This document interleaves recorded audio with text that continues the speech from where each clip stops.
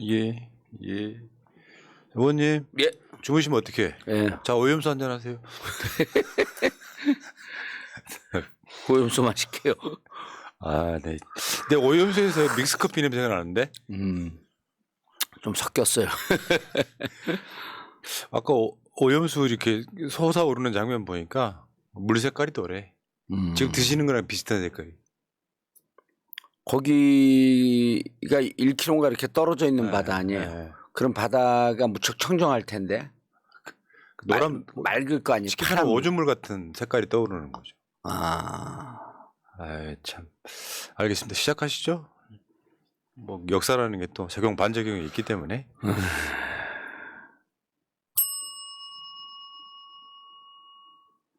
전혀 다른 시각의 최고급 정치평론 정치천재 정봉주 지니어스 정 71번째 시간입니다. 71번째는 이낙연 전 대표의 만 나이이기도 합니다. 그래요? 문 대통령의 한국 나이이기도 합니다. 71. 참.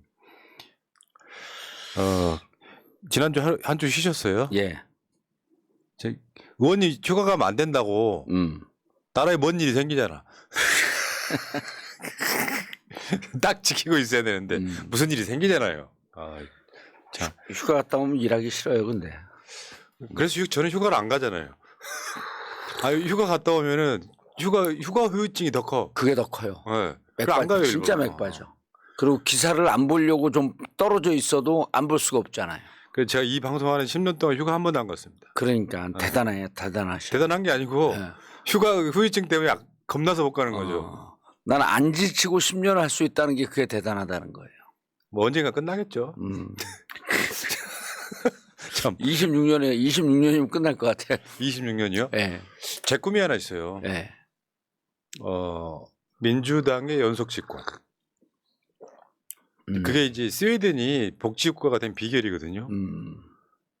42년 동안 한 정당이 집권을 했습니다. 예. 그리고 정권의 그 정책의 연속성을 쭉 밀어붙이니까 지구상 최고의 복지국가가 된 거죠. 예. 제 꿈이 그거예요. 그때 총리했던 분이 포그스 뭐 그런 분인데 제가 그분 처음 무척 감동적으로 읽은 게 그 1930년대 이후에 있었던 일일 거예요. 그게 그러면서 그 복지국가 스웨덴으로 가는 길. 네. 한 40년 집권했던 것 같아요. 42년. 42년. 아주 감동적인 스토리인데 오래되니까 그것도 다 잊어먹었네. 그러니까 이게 이런 측면이 있죠. 정권을 바꿔내서 와 내가 뽑은 대통령이 됐다 이게 아니라 대한민국의 소위 이직들은 그게 없는 거죠. 내가 투표하는 이유를 모르는 거예요. 굳이 말하자면 계급 투표. 나한테 실질적인 어떤 도움을 줄 정권을 뽑아서 그 정권이 유지되게끔 만드는 거여야 되는데 내가 윤석열을 찍은 다음에 그 다음이 없어요. 나랑 관련된 예산을 깎아도 내가 찍은 사람인데 내가 어업을 못하게 만들어도 찍는 거. 그게 아직 멀었다는 것이죠. 그러니까 대한민국에는 그래도 계급 투표를 하는 사람과 계급 투표를 안 하는 사람이 반반씩 섞여 있는 거죠. 이재명 대표가 제2차 태평양 전쟁이라고 표현했나요? 예. 그러니까 인류를 재앙에 몰아넣은 거 아니에요? 동아시아 전체를. 그리고 유럽에서는 히틀러가, 그 다음에 이탈리아에서는 무솔리니가. 그럴 때 일본이 결국 인구가 가장 많은 아시아를 재앙에 몰아넣었거든요. 그러니까 지금 제2차 태평양 전쟁이라고 하는 그 표현이 난 맞는 것 같아요. 해양 학살이라고 표현을 하더만요. 그 전문가들은. 그렇죠. 생태계 학살이죠. 생태계 학살, 해양 학살 이렇게 표현하는데 학살이라는 표현이 딱 맞는 것 같아요. 그리고 국힘 쪽에서 예를 들 때 바다 그 수영장에다 소주 한 잔 붓는데 그게 무슨 상관이냐 이렇게 얘기하는 분들 많거든요. 그거를 표현을 바꿨고 수영장에 청산가리에 그 소주 한 잔에 청산가리를 넣으면 니들 거기서 수영하겠냐 이렇게 물어봐야 돼요. 왜 자꾸만 이거 소주를 비교합니까? 자, 오염수 얘기는 이따가 따로 네. 하시고 어쨌건 뭐 저 인트로에서 드리고 싶었던 말씀은 스웨덴 1인당 국민소득이 대략 얼마쯤 되냐면요.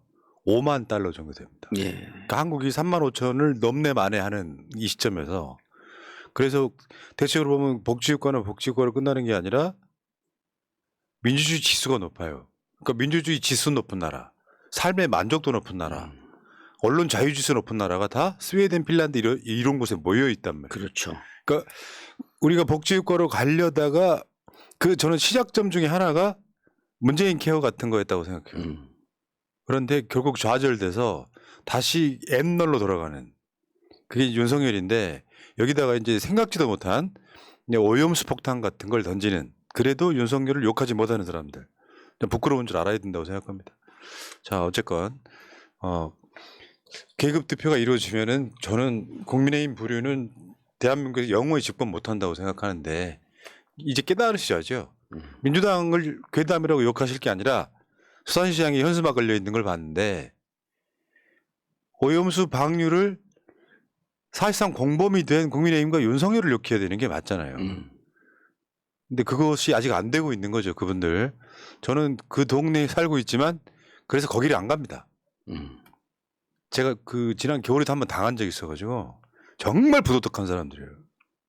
다는 아니겠지만. 이게 지금 어민 피해가 국민 민주당 괴담 때문이라 그러잖아요. 일본도 어민 피해 예산을 한 1조 정도 잡았다는 네. 거거든요. 그럼 일본 어민 피해도 우리 민주당 괴담 때문에 그런가요? 내 말이. 예. 어제 우상호 의원이 그 지적을 네. 잘 하더라고요. 알겠습니다. 빨리 그 주제로 갈게요. 자, 일본이 오늘 오후 1시 정확히 3분이래요. 3분. 오염수 방류를 개시했습니다. 설마 했던 게 진짜 이루어지네. 윤석열 시대에. 설마 했던 게 이루어집니다. 윤석열 시대만이 보여주는 그런 건 있을 수 있어요. 문재인 정권이 싫어서 윤석열을 찍은 사람들이 정권 교체했다라고 박칠지 모르겠지만 이것까지는 예상 못했을 것 같아요. 자, 어쨌건 이 상황이 이루어졌어요. 누구는 그런 얘기 하더라고요. 문재인 정권이었어도 이루어졌다. 사실과 다릅니다. 문재인 정부 때 이러이러한 것들이 조건이 충족되면 오염수 방류 용인하겠다 정도 이야기가 나온 적은 있지만 용인할 수 있다 이렇게. 그런데 예. 충족시킬 수 없는 조건이었어요. 문재인 정부는. 근데 그거를 그냥 표피만 가져가 가지고 문재인 정부 때도 찬성했다 이렇게 지금도 주장하고 있는 사람들이 있더라고요. 문제는 후쿠시마 오염수 방류를 한 번도 반대한 적이 없는 윤석열 정권. 저는 이게 여기에 핵심이 있다고 봅니다. 그러다 보니까 윤석열이 하려고 하는 건 국민 누구나 알죠. 오염수 방류를 도와줬단 말이에요. 오염수 방류에 한 번도 반대한 적이 없다 보니 여당인 국민의힘까지 오염수 방류 사실상 찬성적으로 갔죠. 그러니까 이번에 일본의 방류 계획에는 문제가 없는데 이거 찬성하는 건 아니다 같은 소리를 해버리거든요. 그러니까 이게 오염수 방류의 원죄에 독박을 쓰는 거예요 지금. 한국이 찬성했기 때문에 만약에 중국, 한국 이런 나라들이 일제히 반대를 했다면 일본은 오염수 방류하기가 힘들었을 거예요. 더군다나 오염수 자체가 깨끗하다. 바다에 버려도 문제없다고 이야기를 했으니 돈이 좀 더 들더라도 일본 내에서 처리하는 방법을 찾았겠죠.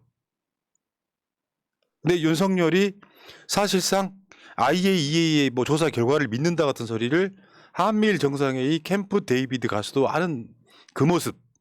심지어 대통령실에 예산을 들여서 오염수는 안전하다고 홍보하는 그 모습. 저는 이게 좀 말이 너무 앞서가는지 모르겠지만 이제 윤석열 정권은 탄핵의 성공 여부랑 상관없이 탄핵을 주장해야 될 때가 저는 이제 도래했다고 봐요. 이 사건은 일반적인 지금 정치 이슈로 드러나는 이동관이라든지 이런 거랑 차원이 다른 뉴스다. 예. 제가 좀 다른 각도로 이제 생각을 좀 해봤어요. 그 군사 독재 정권과 전두환, 노태우, 박정희 군사 독재 정권이 있었잖아요. 그것과 이제 검찰 정권을 쭉 비교를 해봤는데 지금 군사 독재 정권 시절보다 더 하거든요. 그게 도대체 이들의 행태나 의식 체계가 도대체 뭘까? 제가 이제 김병주 사성 장군 출신 의원하고도 요즘 자주 보는데, 그리고 국회 질의하는 걸 또 이렇게 보면 이상하게 군인들이 과거에 그렇게 군사 독재 정권이라고 비판했던 군인들이 이상하게 균형 감각이 있어요. 지금 이제 뭐 해병대 이런 등등 뭐 문제가 많은데도 그럼 왜 그런가 봤더니 군인들은 전쟁을 하면서 상대방을 그 말살을 한다든지 제압한다든지 이런 목적으로 전쟁을 하는데 카운터 파트너가 있는 걸 늘 인정을 해요. 전쟁하기 전에 선전포고도 하고 그 전쟁을 하면서 물밑 대화도 하고 평화협정을 하기 위해서 대화도 하고 그러니까 자기와 이념과 생각이 다른 집단이 있다라고 하는 걸 인정을 하거든요. 근데 검찰이 평생 보아온 상대는 누구냐면 피의자인 거예요. 범죄자. 그러니까 그거는 완전히 말살을 시켜버려야 되는 거예요. 그러니까 지금 보면 자기의 의견에 반대하는 국민들이 피의자로 보이는 것 같아요. 그렇죠, 그렇죠. 그냥 피의자와는 대화가 없잖아요. 피의자하고 무슨 대화합니까? 피의자의 대화는 한동훈 보면 딱 그런 느낌 있잖아요. 피의자의 대화는 그러니까 민주당 전체를 피의자로 보고 있어요. 한동훈도. 그 피의자의 대화는 늘 진실을 숨기고 자기의 범죄를 숨기기 위해서 거짓말만 한다라고 하는 믿음이 있거든요. 그러니까 국민들을 개돼지로 보는 수준을 넘어서 윤석열은 자기에게 반대하고 이 오염수가 문제가 있다라고 얘기하는 사람들이 온통 거짓말이고 이들을 제압해야 할 대상으로 이렇게 보는 거지. 그러니까 이렇게 밀어붙일 수밖에 없는 것 같아요. 그러니까 이제 이게 어제 그저께 이제 뭐 김준영 교수도 나와서 미국의 강압에 의해서 한일 관계가 강제적으로 화해를 할 수밖에 없는. 그리고 또 이제 윤석열 정부는 그렇게 미국과 일본에 기대서 자신의 정권의 존재 기반을 찾으려고 하는 것이기 때문에 미국의 얘기를 듣는데 이 와중을 틈타갖고 가장 곤란한 주제를 던진 거 아니에요, 일본이? 우리 오염수 방류하겠다. 이거 해결해줘라. 윤석열은 피할 수 없는 외통수인 거죠. 근데 외통수이면 국민들과 대화를 통해서 국민들을 설득하는 과정을 거쳐야 되는데 국민들은 그냥 자기를 지지하지 않는 70%는 피의자라고 보는 것 같아요. 그러니까 이렇게 무모한 짓을 하죠. 그러니까요. 내가 하는 건 다 맞고 너넨 범죄자야. 그렇지. 다 맞고 내 생각에 틀린 이야기 하면 괴담이고 선동이고 요 생각이 있는 것 같고요. 이성윤 서울중앙지검장이 그렇게 얘기하잖아요. 검찰 특히 윤석열 특수부 검찰들의 생각, 검찰 집단들의 생각은 본인들은 무결점 무오류의 집단이라고 본다는 거 아니에요. 그러니까 본인들이 하는 게 뭐가 잘못됐어요? 근데 저는 이 문제가 정말 이거는 역사의 죄를 짓는 이건 엄청난 죄악이거든요. 그러니까 다른 방법이 아예 없다면 상관이 없는데 다른 방법이 여러 개가 있잖아요. 불구하고. 뭐 고체화시켜서 지하에 매립시키는 방법, 증발시켜서 매립시키는 방법, 여러 가지 방법이 있잖아요. 근데 그 비용이 천문학적 숫자로 많이 드는데 그럼 일본이 경비를 아끼려고 하는 일본 정부는 뭐 일본 국민과 관심 없이 어쨌든 일본의 그 극우적 정부는 비용을 아끼려고 한 그런 시도를 할 수가 있을 것 같아요. 근데 우리는 바로 이웃 나라에서 직접적인 피해를 보고 있는 당사자로서 그거 안 됩니다. 얘기를 해야 될 거 아니에요. 그러니까 이재명 대표가 그랬었잖아요. 니들 돈 부족하면 대한민국에서 도와줄게. 전 세계가 모금해 준다고 기금 나서지 만들어주면 되는데. 않았습니까? 그러니까 이게 일본의 어떤 그 노름에 윤석열이 거기에 그냥 제대로 그냥 들러리 서주면서 한국도 찬성 뭐 이렇게 이제 분위기를 만들어가면서 결국에는 한 번도 반대하는 거 없이 심지어 윤석열은 대선 예비 주자일 때부터 후쿠시마에 폭발은 없었다. 방사능 유출은 없었다라고 이야기했던 자이기 때문에 사실 이거 명분상으로도 반대할 이유가 없었던 거고요. 근데 국민 목소리는 들어야 될 거 아닙니까? 근데 여기에 이제 여론이 불리해지니까 뭔가 하는 신용을 했지만 후쿠시마 시찰단부터 시작해가지고 국민의힘이 뭐 무슨 이상한 교수 데려다가 뭐 그 물을 마실 수도 있다. 뭐 수용도 할 수 있다 이야기했지만 그런 물이면 왜 굳이 바다에 버리느냐는 말에 이제 직면하게 됐고요. 예. 이 과정들을 계속 거치다 보니까 그냥 좀 말이 심하게 나가는 건지 모르겠습니다. 정답이라고 생각해요. 정신병자 정권 하나가 들어선 거예요. 1년 3개월 지나고 보니까 이 민낯이 그대로 드러난 거죠. 그러니까 한국민을 위한 정치는 아예 없는 거예요. 그렇다 보니까 이런 게 있잖아요. 직접적으로 타격받는 분들이 있잖아요. 수산시장분들 잘 들으세요. 일본이 오염수 방류하는 게 문제지 이게 안전하냐고 묻는 것이 문제입니까? 결국 이 오염수 관련해서 피해를 보는 건 윤석열 탓인 거죠. 일본 놈들하고 똑같은 마인드 갖고 계신 분들이 한국에 일부 있어요. 일본 사람들이 우려한다는 그 풍평, 소문, 안 좋은 소문. 그 안 좋은 소문을 민주당이 냈으니 민주당이 괴담이다라고 생각하는 분들이 일부 있다는 거죠. 진짜 부끄러운 줄을 몰라. 오염수 안 버리면 되는 문제라니까요. 그 오염수 예를 들어서 문제가 있긴 한데 그 오염수를 뭐 몰래 버리면 그럼 상관없는 거예요? 장사치들의 양심이라는 게 있는 겁니까? 몰래 버리면 소문이 안 나서 오염수 뭐 오페류 생선 수산물 이런데 방사하는 게 있어도 그냥 모른 채 먹어도 되는 겁니까?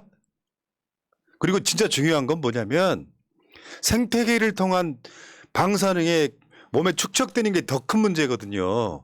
현재 알프스를 통해서 나온 물이 깨끗하다고 하더라도 지금 이게 일본 계획으로 30년이잖아요. 예. 근데 언제 끝날지를 몰라. 30년도 더 걸릴 수가 있는 거죠. 현재 계획은 30년이고 저는 얼마 전에 이제 IAEA 갖고 토론할 때 서울대 강건욱 교수라는 분이 찬성론자예요.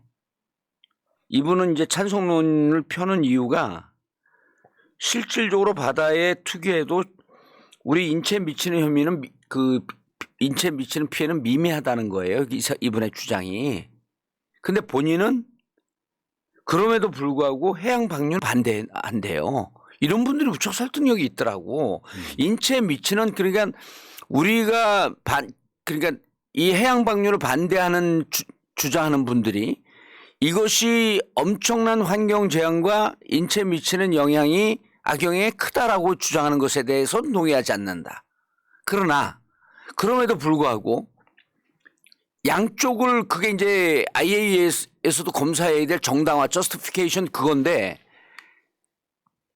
정당화라고 하는 걸 IAEA에서 검증 안 했거든요. 그러니까 정당화라고 하는 것은 뭐냐면 우리가 원전을 세우면서 원전에서 여전히 그 방사능 오염된 물들이 조금씩 새 나오고 있거든요. 그 정도 피해보다도 전기를 생산하는 게 이익이 더 크기 때문에 정당화된다는 거예요. 정당성의 원칙. 근데 그렇죠. 그건 위반입니다. 예, 그것도 IAEA에서 이번에 검사 안 했는데 이분은 강건욱 교수는 무슨 얘기를 하냐면 자, 그런데 이것을 방류함으로 인해서 세 가지 얘기를 해요. 이분 재밌는 논리표더라고. 일단 수산업에 피해가 가지 않냐. 수산물에 오염이 안 된다고 하더라도 수산업자들이 다 불안해하고 있지 않냐. 그 수산업에 대한 피해. 또 국민들이 그 수산물을 오염됐을까 봐 안 먹는 것에 대한 피해. 그리고 이걸 방류함으로 인해서 얻는 정신적 피해. 이런 게 있기 때문에 방류하면 안 된다는 거예요. 그게 일본이 우려하는 풍평 피해라는 거예요. 예. 소문 피해.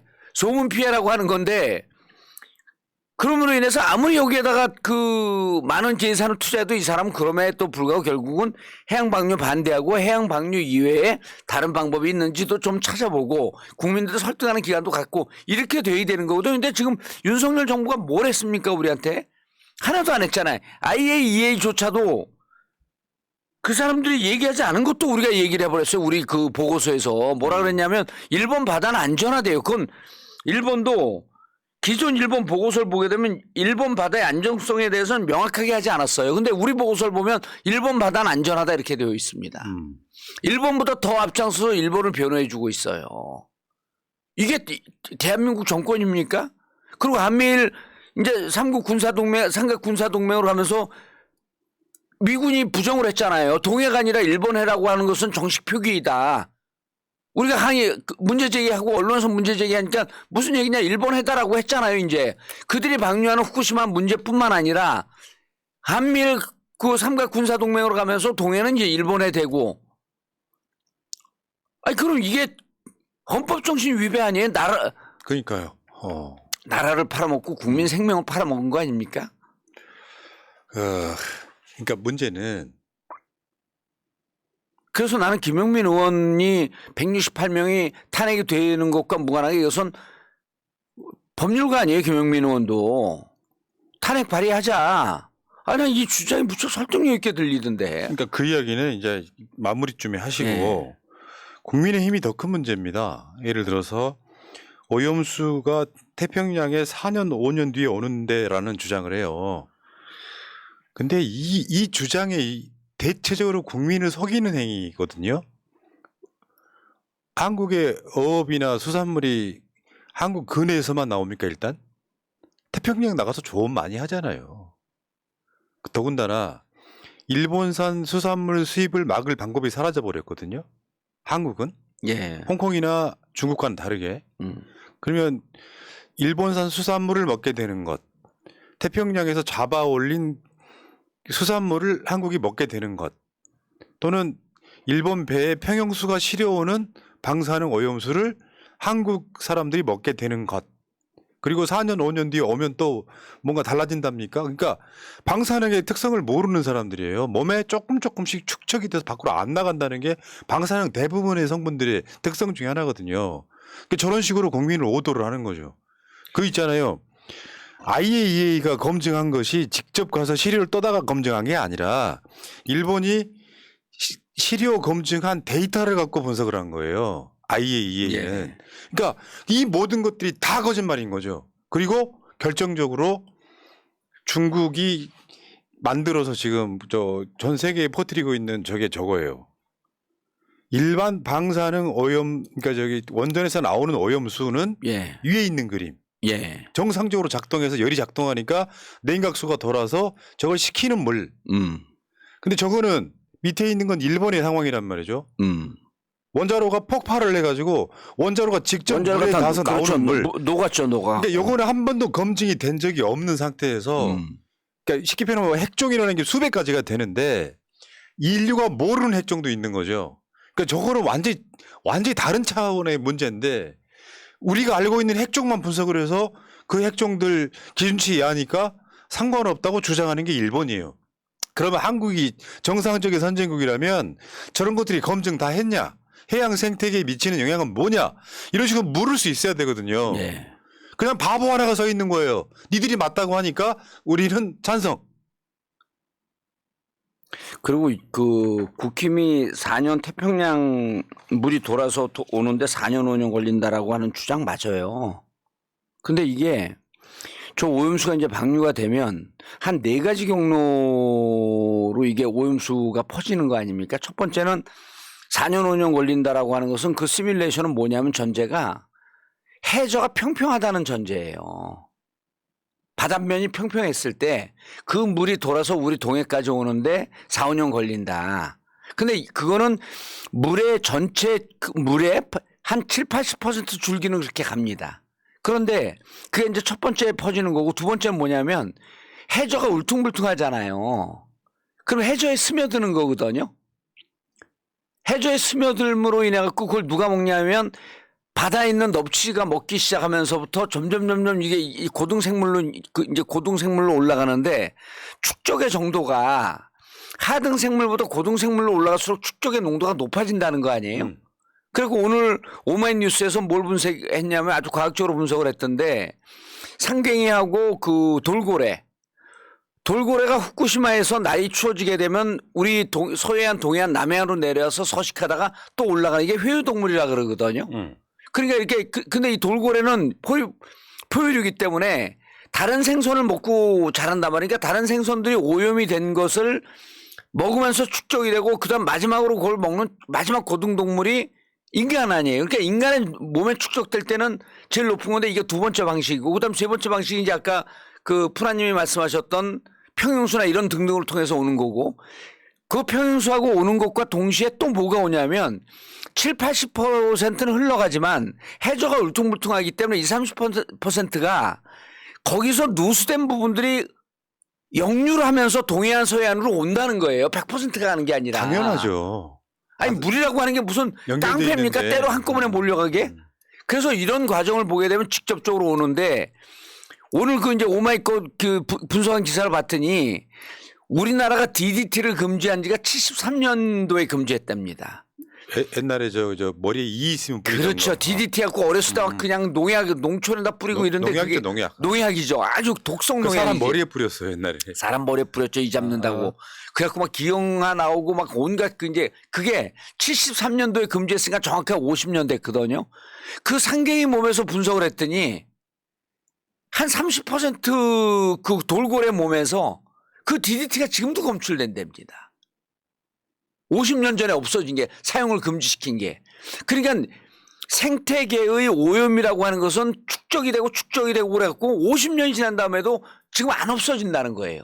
그럼 일본이 방사능 폐기수를 저렇게 바다에 버리고 방사능 오염수를 저렇게 폐수 처리해버리고 저게 어떤 영향을 미칠지 누가 압니까? 그리고 아까 핵종 말씀하셨는데 처음에 발견된 게 그 그린피스가 이런 데서 한 게 62종이었었는데 우리나라 그 IAEA가 검사한 게 30몇 종이라는 거 아니에요? 그래서 도쿄전력은 9종 검색을 했고 근데 지금 요즘 그 전문 과학자들은 뭐라 그러냐면 62종 말고 서로 자기들끼리 분열을 해갖고 듣도 보도 못한 핵종들이 지금 나타난다는 거예요. 그래서 100종이 넘어간다는 거 아닙니까 이제는? 그러니까 이찍들 정신 차리십시오. 이 이야기 하는 것도 수시간 걸릴 만한 이야기인데 소위 말하는 원자력이란 말은 좋은 표현이고 핵은 가장 치명적인 게 인류의 세포를 파괴하는 문제가 있어요. 인류뿐만 아니라 생태계에. 그럼 이건 굉장히 조심스럽게 다뤄야 되는 건데 원자력 산업의 부흥을 위해서 이거 뭐 시간 좀 지나면 아무것도 아니야.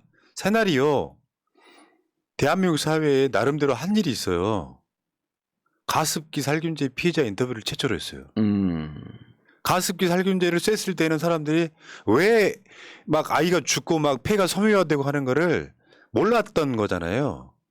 근데 시간이 한 10년 이렇게 지나고 나니까 가습기 살균제 문제가 있었구나라고 느끼는 거거든요. 근데 이런 경우들을 굉장히 많은 사람들이 이걸 겪고 해서 확실하지 않으면 안전한 것은 안전한 쪽으로 가야 되는 거죠. 근데 지금 국민의힘이 이런 짓 하는 거고 어쨌건 이야기 좀 진행시켜 보면 예. 국민의힘은 사실 내부적인 이야기 들어보니까 엄청 쫄아 있다고 그래요.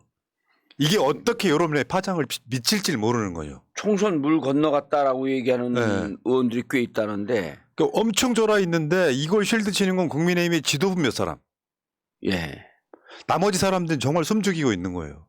아니 한 발 더 나가서 이 문제도 좀 그 제가 그 좀 민주당에서 따져봐야 될 얘기 같은데 국힘인지 이 정부 관계자인지 총선 전에 빨리 방류해달라고 요청했다라고 하는 게 아사히 신문에 보도가 됐다는 거 아닙니까? 어제 나온 이야기는 예. 아사히 신문이 그걸 말한 사람 신원을 댈 수도 있다까지 나왔어요. 그 지금. 기자 그렇게 얘기했다는 거 아니에요? 신원을 밝힐 수 있다. 그래서 이제 김경엽 의원이 국회에서 그 박진 외교부 장관에게 물어요. 그랬더니 낭설입니다. 근거 없는 얘기입니다. 그러니까 확인해봤냐? 그러니까 확인 또 안 해봤대요. 아사히 신문에도 확인해봐야 되는 거 아니에요? 근데 만약 이런 요청을 했다고 한다면 엄청난 진짜 그 국민의 생명을 갖고 엄청난 정치적 장난을 치고 있는 건데 이 정부의 뜻이 그렇다고 한다면 정말 이거는 묵갈 수 없는 거 아닙니까? 그냥 두면 안 되죠. 왜냐하면 지지부진하게 밀다가 일본이 무슨 얘기를 했었냐면 여름 피서기를 피하겠다 그랬어요. 처음에 방류할 때. 그러다가 차일피일 미루다가 총선 임박하게 되면 지금 이제 이들이 국민을 개돼지로 보는 것 같아요. 지금 반대하다가 내년 4월 총선까지 한 8개월 남았으니 조금 가면 잊어먹겠다. 그러니까 빨리 방류하는 게 낫겠다. 이런 생각을 한 것 같거든요. 우리 국민은 뭐로 보고 그런 얘기를 하는 겁니까? 그러니까 이 정권은요. 그냥 두면 안 되는 정권인데 어제 민주당이 비 맞으면서 국회에서 일단 집회를 했어요. 예. 그리고 이제 오늘, 내일, 모레 3일 연속 지금 장애 집회를 하는 상황이거든요. 어떻게 보면 짠하기도 하고. 근데 저는 지금 주말에 있을 총궐기대에 대한 기대가 좀 있는데 지금까지 했던 집회랑은 다르게 상당히 많은 국민들이 쏟아져 나올 것 같다. 근데 문제는 저걸로 끝나면 안 되고요. 국민이 바라는 게 그거 아니에요? 사실이라면 일본에 지금 당장 지지고 볶고 잠깐 하다가 말겠지. 그걸 요구하는 거죠. 네. 그리고 8개월이면 너무 8개월이 엄청 길다. 총선까지는. 근데 지금 집회 몇 번 하는 걸로 끝나면 안 되고 제 주장은 그렇거든요. 이제는 장애로 나와야 된다. 국회에서 이동관 청문회도 사실상 알고 보면 말도 안 되는 청문회 하잖아요. 그런데 이제는 국민을 배반한 대가를 윤석열이 치러야 될 때가 된 거다. 그러면 국회라고 하는 공간 내에서 지금의 이야기는 아무 의미가 없었다. 국민들이 속이 터지는데 결과도 없는 청문회하고 결과도 없는 거 묻는 것보다 이제는 민주당이 길거리에 완전히 나와야 될 때라고 생각한다. 그게 제 생각이에요. 왜냐하면 임팩트가 주중에 국회에 있고 주말에 집회 나오고 하는 걸로는 몇 주 못 갑니다. 동력이. 아니 국회 일정 다 보이콧 해야 되는 거 아니에요? 이렇게 되면. 당연히 저는 이렇게 생각하는 네. 거예요. 그래서 아까 말씀하신 김용민 의원의 탄핵 주장에 대해서 이쪽에 계시는 분들이 상당수가 이상한 뇌피셜들이 있어요. 의석수 부족한데 탄핵 어떻게 시키냐. 뭐 조중동 어떻게 할 거냐. 헌법재판소는 어떻게 할 거냐. 한 50번 말씀드리는데 탄핵은 의석으로 하는 게 아니잖아요. 우리가 봤잖아요. 박근혜 탄핵도. 국민의 그때 그 전국적으로 234명인가 212만 명인가 200만이 넘어갈 때 국민의힘 내부가 바뀌었다는 거거든요. 그러니까 지금도 전 이렇게 봐요. 이게 왜 우리가 그 대의 기관이기 때문에 대의민주주의 제도니까 우리가 국회의회 활동을 하면서 또 장애 집회를 하면서 양동 작전으로 가자. 근데 국회 들어가고 지금까지 보게 되면 이 정권 들어서 갖고 저들이 그러니까 윤석열은 그런 학습 효과가 있었던 것 같아요. 조국 그렇게 때려잡을 때 우리가 그 서초동 일대를 완전히 그냥 다 포위해 버렸잖아요. 니네 그렇게 나와봐야 별 볼 일 없어. 그때 우리가 서초동 집회 때 뭐라 그랬습니까? 민주당 국회의원 이 자리에 나와야 됩니다. 그때 국회의원들 안 나왔어요. 만약에 국회와 그렇게 서초동 모였던 시민들과 한 몸이 됐으면 그 상황을 극복을 우리가 못했을까요? 그 지금도 원내는 원내대로 돌아가고 장외는 장외대로 돌아가는 양동작전을 간다. 난 그거는 지금 전략적으로 옳지 않은 것 같아요. 그러니까요. 지금 국회 올스톱하고 나라가 그러니까 세계 인류가 망존하는 상황이 온 거거든요.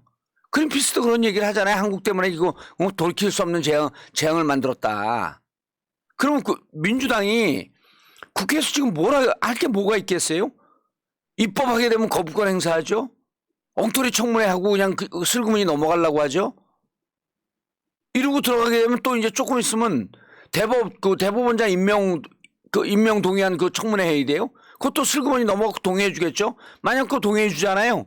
내년 국회의원 당선되고 한 50명 날아갑니다. 그럼 이런 위기적 상황에서 지금 국회 들어서 할 일이 도대체 뭔가.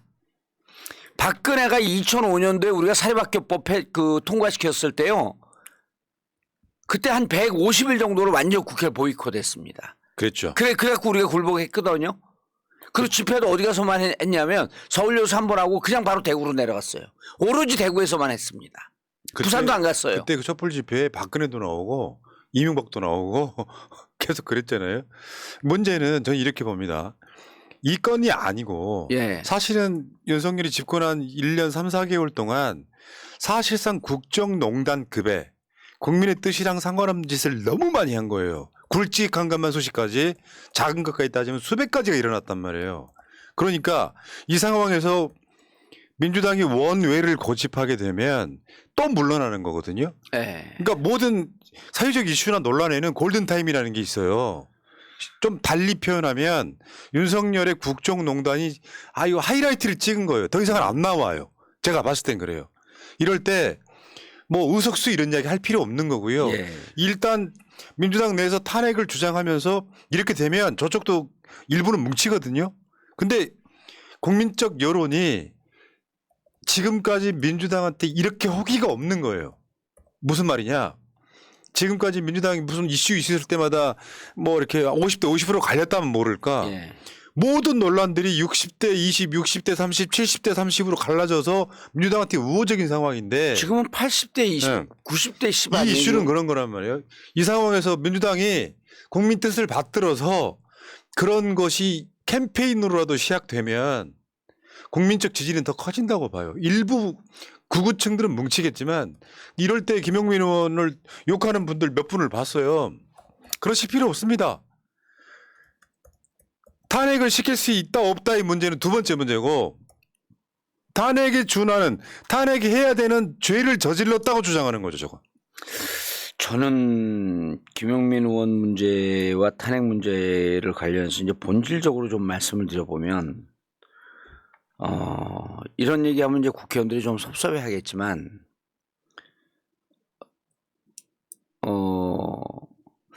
푸나님하고 저하고는 지금 방송을 하잖아요. 이건 국회의원 아니어도 우리가 할 수 있는 거 아니에요. 그 국회의원들이 지역 가서 막 지역 주민들 만나고 약속하고 막 바쁘게 다녀요. 그건 국회의원 아니어도 할 수 있는 거거든요. 그래서 국회의원을 만들어 줬을 때는 국회의원만이 할 수 있는 일을 좀 했으면 좋겠어요. 우리는 국회의원, 저는 2020년에 저를 국회에 못 들어가게 막은 4인방에 대해서 요즘처럼 철천지 원수처럼 느낄 때가 없어요. 이렇게 절체절명의 위기에서 시기에서 내가 국회에 있었으면 하는 그 한탄이 요즘처럼 그 깊게 든 적이 없어요. 근데 국회의원들이요, 168명을 보면요, 국회의원이 아니어도 할 수 있는 일에 열을 내고 있어요. 국회의원 아니어도 할 수 있는 일들 많거든요. 근데 국회의원만이 할 수 있는 일들이 있어요. 탄핵 우리가 못 하잖아요. 국회의원만이 할 수 있는 거 아닙니까? 그 국회에서 오염수 방류 반대 결의안 내고 수산물 수입 반대 결의안 내고 이건 국회의원만이 할 수 있는 거거든요. 난 그런 데 좀 올인했으면 좋겠어요. 그냥 막 지역구 갖고 예를 들어 푸나님이 출마하거나 제가 지금 출마한다고 해도 어느 지역구 하나 딱 찍고 그 지역구 다니면서 우리가 다니면 국회의원들보다 더 열심히 할 수 있습니다. 그건 국회의원 아니어도 할 수 있는 일이에요. 그거 하지 말라는 거예요 이제. 그리고 지금 본인들이 국회의원으로 할 수 있는 일을 예를 들어서 민주당 의원들이 이 문제를 갖고 168명이 진짜 똘똘 뭉쳐갖고 해양수 오염 못 막으면 우리 국회의원직 다 던지겠다. 국회의원 안 하겠다 이제. 총선 8개월밖에 안 남았는데 세비도 다 반납하고 정말 우리가 죽을 각오로 싸우겠다. 이런 지역구 갖고 지역구 다지는 것보다 어느 게 더 아니 아주 이기적으로 선거운동이라고 한번 생각을 해봅시다. 어느 게 더 선거운동이 좋은 선거운동 같습니까? 목숨을 걸고 결기를 갖고 죽을 각오로 싸우는 사람들에게 박수를 보내겠어요? 이 와중에도 겉으로는 싸우는 척하고 지역구 갖고 주민들 만나서 밥 한 끼 먹고 술 한잔 마시고 악수하고 다니는 이런 의원들에게 박수를 보내겠어요? 지금 지역구 가는 의원들 정신 차리세요. 지역구 갖고 정치할 때가 아닙니다 지금은. 그러니까 이제 이쪽에 계시는 분들도 의석수 이야기 막 하고 그러는데요. 탄핵 주장이라고 하는 건 일단 깃발을 세우면 거기에 동조하는 국민들이 모여드는 용도로 쓰는 거예요. 통과는 두 번째 문제라고. 발의는 100명인가 이렇게 될 거리 아마 정확한 숫자를 좀 과반수가 발의야. 과반수의 발의. 말이죠. 그러니까 민주당 지금 김용민 의원 저거 그 말이에요. 탄핵 발의는 일단 가능하다. 깃발 먼저 세우자. 그럼 국민들이 나도 그렇게 생각해. 사실은 이런 게 민주당 국회의원들 이게 도박이라고 생각하는 거죠. 속마음에 이런 건 있어도 탄핵 발의 안 될 때 역풍만 생각하고 있는 건데 역풍 생각하지 않고 일단 깃발 먼저 세우면 국민들이 지금 윤석열 1년 3, 4개월 동안 봤잖아요. 모든 이슈가 다 윤석열이 지고 있잖아요. 예를 들면 미국과 일본과 외교를 하는데 한국에 이익이 없잖아요. 이런 짓거리를 하고 있는 윤석열이 지금 경제망쳐, 사법농단, 검찰들, 정치검찰들 뭐 상상할 수 없는 모든 일이 일어나고 있잖아요. 오죽했으면 저는 전두환 이후에 최악이라고 말씀드렸던 그런 인물인데 이 이슈 때마다 몇 번 사람들이 막 얼굴 불쾌해졌다가 기분 나쁘다가 규탄한다로 끝나고 또 계속 넘어가잖아요. 예. 그러니까 사람들이 못 견디는 거예요. 힘들어가지고. 아니 그리고 윤석열도 아는 거예요. 니네 조금 아각거리다 좀 더 또 그 다른 이슈 또 터지게 되면 또 사그러들지. 이걸 아는 것 같아요. 그러니까 민주당이 이 지점에서는 되고 안 되고의 문제를 이야기하는 사람 프락치예요. 그러니까 예를 들면 우리나라 민주당의 비명계 누구 어디 저 방송 나가가지고 의석이 부족한데 뭔 개소리냐 했는데 그런 모자란 국회의원들한테 내가 하고 싶은 우리 이야기가 민주당 의원이 그랬어요. 있어요. 의석이 모자란데라고. 의석이 중요한 게 아니라니까요. 국민들 마음속에 아니 2017년 2016년에 탄핵 가결할 때 우리 민주당 의원이 200명이 넘어서 됐습니까? 130명. 아니잖아요. 그때 130명이었어요. 그러니까 그런 사람들은 역사를 발전시킬 생각이 없는 거고 그런 사람들 박근혜 탄핵 때도 맨 꼬레비에 줄 서 있던 사람들이잖아요. 내가 분위기가 100만 명, 200만 명이 나오니까 거기 쫄쫄쫄 따라다니면서 나도 거기다 인증하는 그런 기회주의 말고 최소한 민주당 내에서 이걸 주장하는 사람들이 수십 명 이상 나와야 되는 거예요. 저거 발의하고 안 하고는 또 두 번째 문제라고. 아니 더 이상 어떻게 참고 기다립니까? 아니 그리고요. 우리가 지금 1년 3개월 동안 탄핵 그렇게 얘기를 많이 했잖아요. 그러면 제가 한번 민주당 의원들에게 물어보고 싶어요. 또 민주당한테 아니 윤석열 대통령이 탄핵 그 소추 탄핵 발의권 그런 그 반헌법 행위를 저지른 게 있습니까? 라고 물어보면 총론밖에 없어요. 그러면 나는 이런 거라도 좀 하자는 거예요. 탄핵 발의 조사위원회라든지. 그럼 의원 그 양식 있는 그렇지. 변호사들 한 10명 모이거든요. 의원들 말고 의원들 부담된다고 하니 탄핵 발의 추진 뭐 심사위원회라든지 이렇게 되면 지금까지 했던 것을 모아야 될 거 아니에요. 일단 탄핵연구회. 탄핵연구회. 아니 탄핵 발의 연구를 해야 될 거 아니에요. 근데 지금 당에는 그런 게 축적된 게 없어요. 그러면 국민들이 야 이것도 탄핵 요건이다 저것도 탄핵 요건이다 또 헌법학자들이 이것도 탄핵 요건이다 저것도 탄핵 요건이다 줄 거 아닙니까?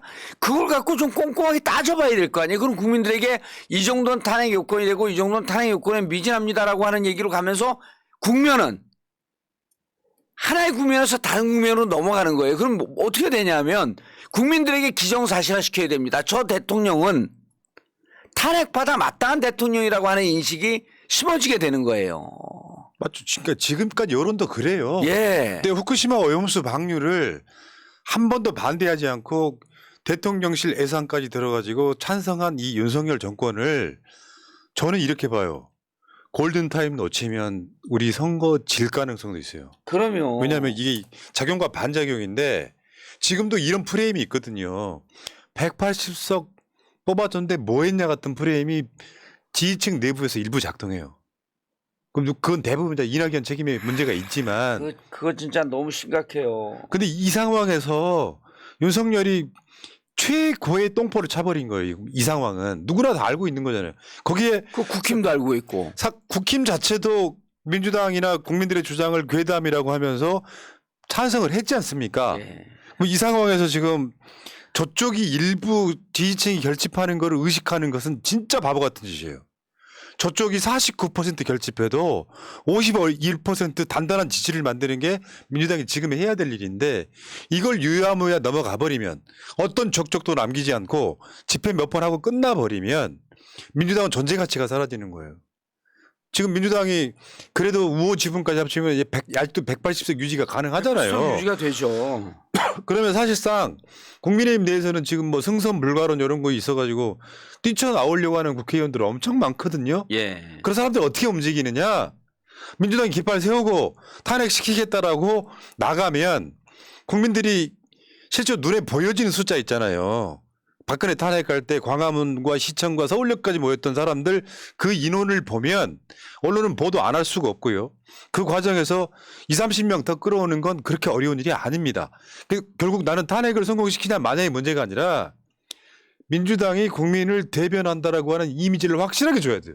그러려면 국회에 가서 따지고 말 게 할 게 없어요. 어제도 박진원한테 물어보니까 아무것도 모르는데 쉴드만 엄청 치더만. 아무것도 모르더라고요. 이제 더 이상 할 게 없는 거예요. 네. 그러면 이 상황에서는 민주당이 국회 보이콧 완전히 하고 아니 이 상황까지 왔는데 국회를 열면서 무슨 민생 따지고 있을 그런 상황이 아니라는 거죠. 아니 지금 민생이 파탄이 났어요. 무슨 민생이 파탄 났냐면 민생은 총체적으로 한꺼번에 파탄 나지 않습니다.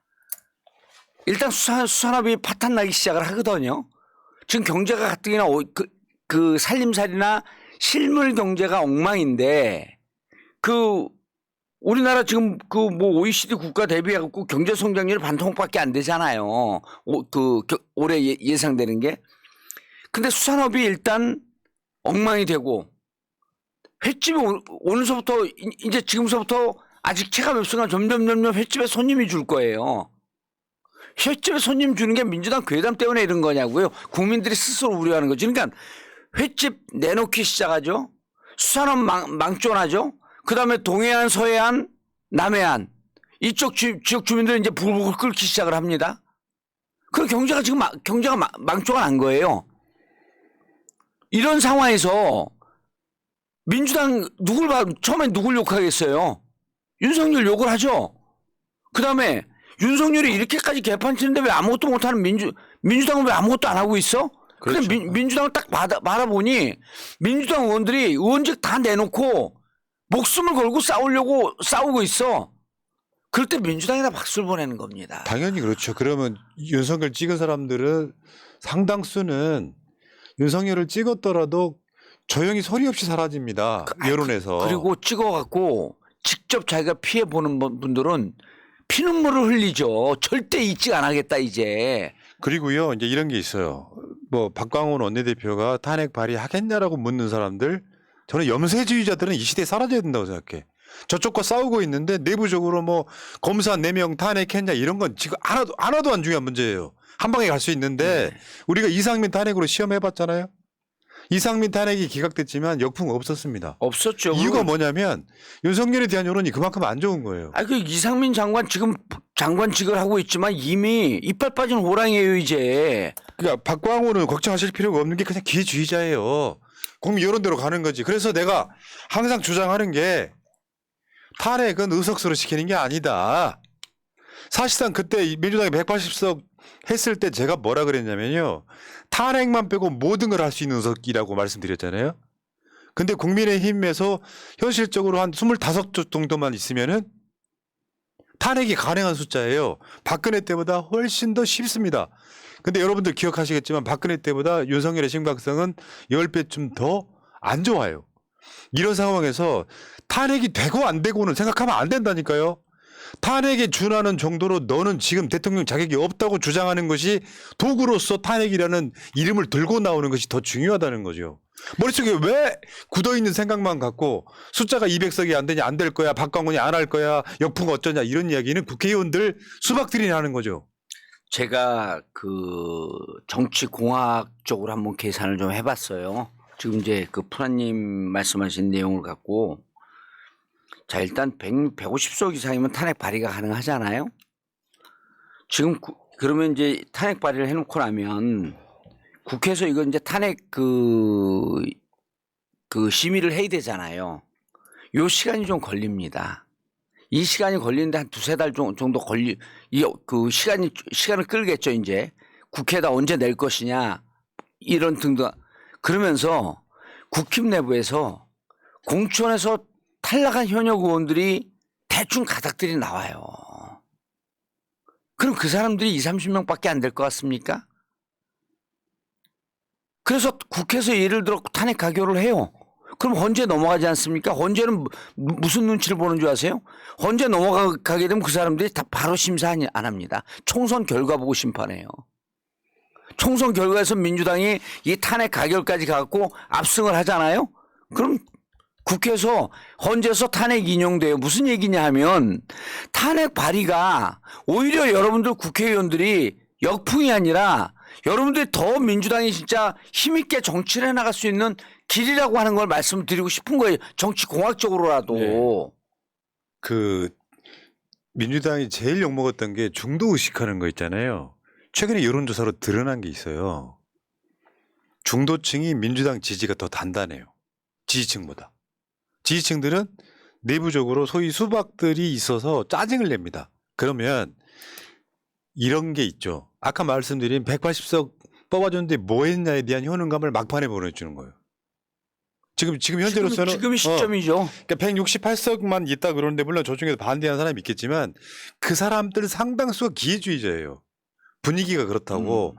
그럼 180석 정도 뽑아주고 뭐 무소속으로 간 사람 이렇게 저렇게 해도 우호 지분은 사실상 180석이 남아 있다고 보는 게 맞고요. 뭐 정의당 등 포함하면은 예. 그러면 20석 가져오는 건 박근혜 때보다 훨씬 쉬운데 180석 뽑아줬더니 4년 동안 뭐 했냐 소리 계속 나왔잖아요. 계속 나왔죠. 근데 180석 뽑아줬던 효능감을 이제 느끼는 거고요.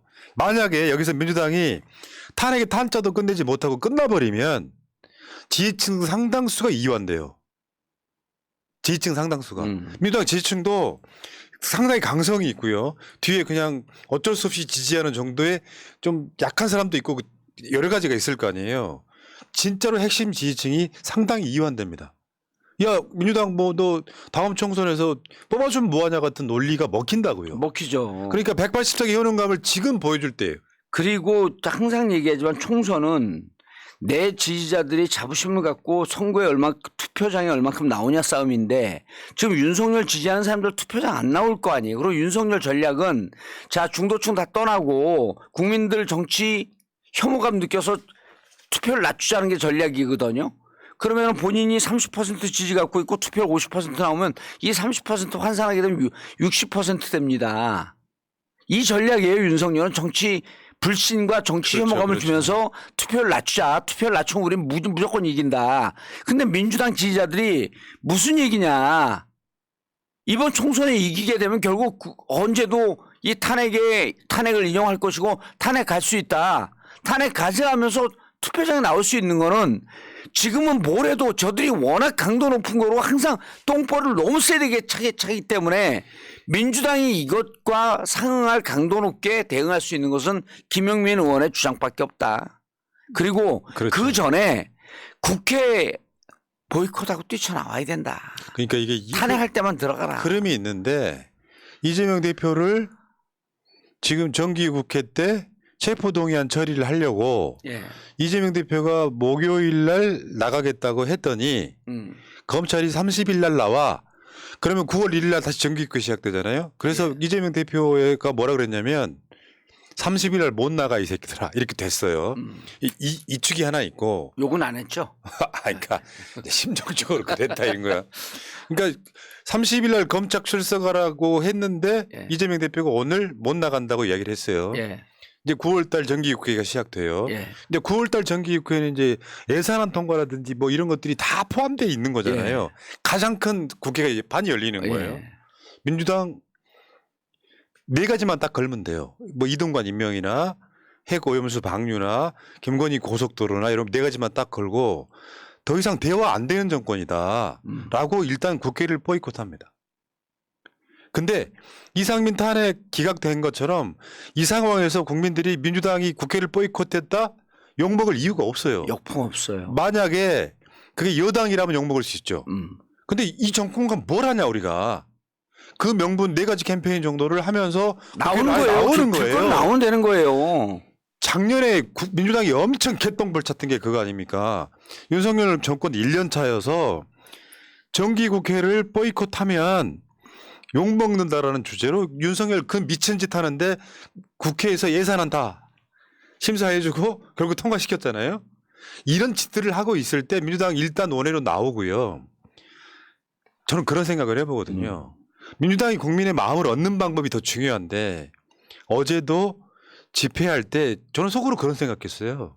비 철철 맞으면 해야 됩니다.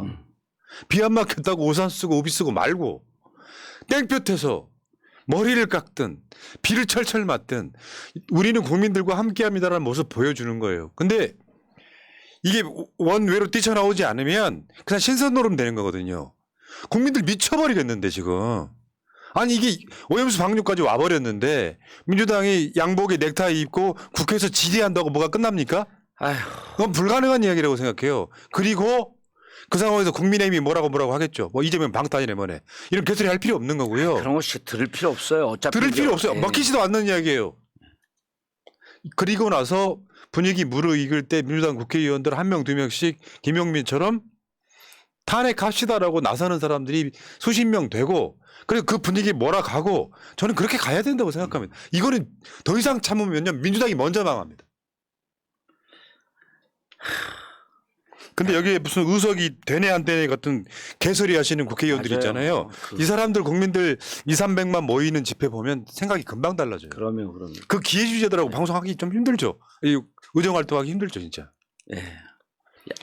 오늘 약을 안 먹나요? 오늘은 마지막 그냥 먹고 그냥 끝내시죠.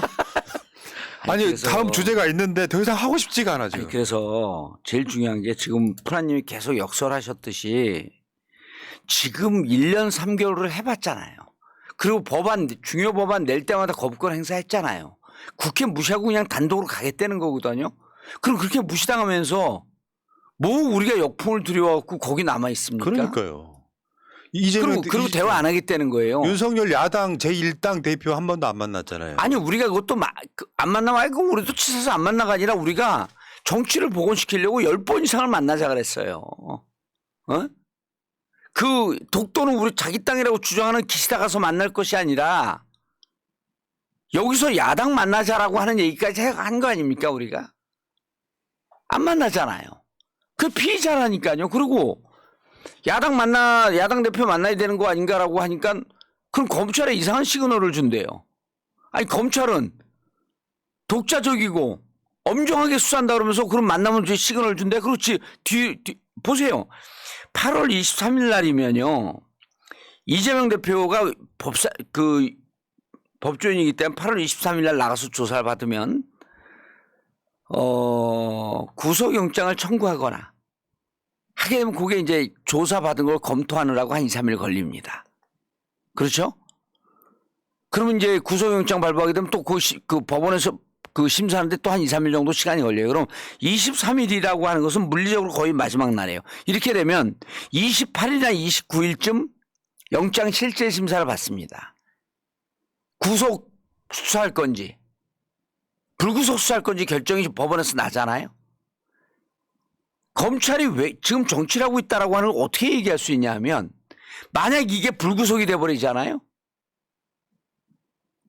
자기들 지금까지 수사한 게 이제 완전히 허당이 되는 겁니다. 너네 지금까지 해왔는데 법원에서 구속할 필요 없대잖아. 지금까지 뭐 했어? 그러니까 8월 30일 날 딱 하게 되면 지난번에 제가 말씀을 잘못했는데 정기국회는 회기를 종료할 수 없어요. 이게 임시국회면 8월 30날 조사받고 저들이 구속영장 청구하게 되면 임시국회를 여야가 합의해서 종결하고 그럼 나가고 조사받으면 되거든요. 그 실질심사 받으면 되거든요. 근데 정기국회는 90일이나 120일 동안 중지를 못합니다. 이 친구들이 8월 30일 날 조사하겠다라고 하는 게 정기국회로 넘겨서 민주당이 방탄국회 하고 결국은 자기들 대표 감싸고 있는 이런 정치하고 있다라고 우리 연맥이려고 작전을 짠 거예요. 그럼 검찰이 지금 수사를 하는 겁니까? 정치를 하는 겁니까? 검찰을 이용해서 이런 정치를 하고 있는데 우리가 국회에서 박자를 맞춰주고 손발을 맞춰줄 이유가 뭐가 있냐는 거예요. 맞습니다. 이게 있잖아요. 조선일보 등이 자꾸 국민을 가스라이팅 하는데 예를 들면 민주당 강성 지지층 이야기 하잖아요. 근데 역사의 순리나 정치적 원리를 모르는 소리예요. 윤석열을 좋게 표현하면 윤석열 정치가 강성 정치잖아요. 반대편 다 무시하고. 심지어 이번에 8.15 경축사에서 사실 민주진보 세력을 거의 반국가 세력이라고 이야기를 했으니까. 근데 정확하게 표현하면 이건 악성 정치잖아요. 저쪽이 악성 정치를 하면 이쪽 정치는 강성으로 갈 수밖에 없는 거죠. 그래서 윤석열이 스마트하게 되게 부드럽게 잘해. 그러면 민주당 쪽 강성이 살아남을 방법이 없는 거예요. 그러니까 합리적인 사람이 대우를 받는 거고. 근데 윤석열이 최악의 인물이야. 정권을 잡은 자야. 갑이야. 그럼 당연히 민주당 쪽 강성 지지자리 목소리가 커질 수밖에 없는 거죠. 근데 여기 앉아가지고 지지층 일부도 그거 하고 있는 거예요. 집회도 안 나오는 사람들이. 의석은 뭐 맞냐? 뭐 이게 가능하냐라고 빈정거리기만 하고 있는 거예요. 이 사람들도 사실은 기회주의자입니다. 문제는 뭐냐면 역사는 작용 반작용 원리가 있기 때문에 지금은 민주당 지지층이 대부분 강성이 될 수밖에 없는 거죠. 근데 강성이 주된 흐름인데 민주당 국회의원들이 강성이 아닌 저 후미가 있으면 나중에는 버리고 간다고. 그 원리를 알아야 된다는 거죠. 그러니까 강성 지지층 숫자가 엄청 많아지는 거예요, 지금. 민주당 전체 지지층 중에 8, 90%가 강성이 돼가고 있다고. 근데 그렇게 될 수밖에 없는 상황이잖아요. 그러니까 수박이나 이러신 분들은 이 분위기랄까 역사적 원리랄까 정체 작용 원리를 모르는 거예요. 참 어쨌든 탄핵 저는 되고 안 되고의 문제는 두 번째고 탄핵 주장이 이제 본격적으로 뛰쳐나와야 된다고 생각해요. 그것은 총선 전략이 될 수도 있습니다. 그건 못하면 민주당은 그냥 비겁한 사람들 그리고 되는 지금은 진짜 이순신 장군의 말 맞다나 뭐 상유 시비라고 하는 얘기 그러니까 지금 절대절명의 상황에서 사즉생의 위치로 가야 돼요. 맞습니다. 생즉사하지 말고 나 혼자 살겠다라고 하면서 지역구 갖고 지역구 관리하면서 돌아다니지 말고 사즉생의 심정으로 지금 국회의원 배치 다 던져도요 임기 8개월밖에 안 주는 거예요. 아니 임기 8개월 동안 세비고 그 세비 없으면 정치 못합니까? 세비도 반납하겠다. 우리 국회 완전 보이콧 하겠다. 그러고 보이콧하고 하면 또 이제 세비는 받아가면서 뭐 일하지 않으면서 세비 받는다. 이러고 또 언론에서 그 기레기들이 조지거든요. 세비까지 다 반납해요. 그러니까 역풍 없다는 걸 몇 번 봤으면 이제는 두려워할 필요가 없는 거예요. 아니 심플하지 않습니까? 168명이면 이게 1억 해갖고 한 16억쯤 내 16억 8천쯤 됩니다. 그러면 얼마예요? 8개월 하게 되면 한 100억 좀 넘겠죠? 예. 우리 100억 다 모아서 이거 피해보는 수산업자들에게 다 수산업자들에게 기부하겠다. 그리고 우리 국회 보이콧 하겠다. 그거요. 지금 정봉주 의원이 방송 중에 가스라이팅 당하셨어. 이제 내 목소리보다 더 커지기 시작했어. 난 목소리 안 켜요. 민주당 교육연수원장 정봉주. 왜 그러세요, 벼랑에? 아니 누굴 두 번 죽이고 싶은 거야? 왜 그래? 약이나 드세요. 예. 여러분 지금 제가 먹고 있는 약은 머리카락이 나게 하는 양약이 아니고 사실상 한약. 저기 지금 정봉주 TV를 가시거나 하면은 이제 장터 이름이 뭐였더라? 넘기세요 그냥. 예. 집으로 고. 저기 가셔가지고 구매하실 수 있고요. 저거 한 3개월만 드셔보시고 요즘에 많은 분들이 제 머리가 좀 풍성해졌다는 이야기를 기분 문제인지 모르겠지만 하고 있어요. 그래서 제가 지금 이거 먹은 지 한 달 반 좀 돼가는데 머리카락이 좀 부족하신 분들 이걸로 한번 채워보시기 바라겠습니다. 그래서 집으로 고 가셔가지고 이거 구매해 보시면 되고 정봉주 의원이 지금 실제로 인증을 하고 있지 않습니까? 그래서 여러분들 나라모 검색하시고 뭐 풍성교 검색하시면은 구매하실 수 있다는 말씀드리겠습니다. 야 정봉주 의원 영 되셨어요. 예. 예. 정봉주 의원 나이가요. 내가 말씀 못 드리지만 일제 강점기 태어나신 분인데 이렇게 젊어요. 저거는 지금 정봉주 의원이 아닌 것 같아요. 아버님이세요? 자, 약 먹고 자 새날방송은 PPL 이상하지만 물러갔다가 오늘은 이제 시사방송 바로 이어서 새날 할 거고요. 7시부터는 정봉주 TV. 오늘 게스트 없죠? 없습니다. 오리지널이 제일 재밌더라고 솔직히. 게스트들도 또 재밌을 때가 있어요, 근데. 물러갈게요. 고맙습니다. 예, 감사합니다. 네. 민주주의 평화 통일 다 죽어간다. 이대로는 놔둘 수 없다. 자, 다시 한번 해보는 거야. 자, 다시 한번 싸우는 거야. 자, 손 맞잡고 어깨를 걸고 우리 함께 이기는 거야. 자, 다시 한번 해보는 거야. 자, 다시 한번 싸우는 거야. 자, 손 맞잡고 어깨를 걸고 우리 함께 이기는 거야. 자, 다시 한번 해보는 거야. 자, 다시 한번 싸우는 거야. 자, 손 맞잡고 어깨를 걸고 우리 함께 이기는 거야. 자, 다시 한번 해보는 거야. 자, 다시 한번 싸우는 거야. 자, 손 맞잡고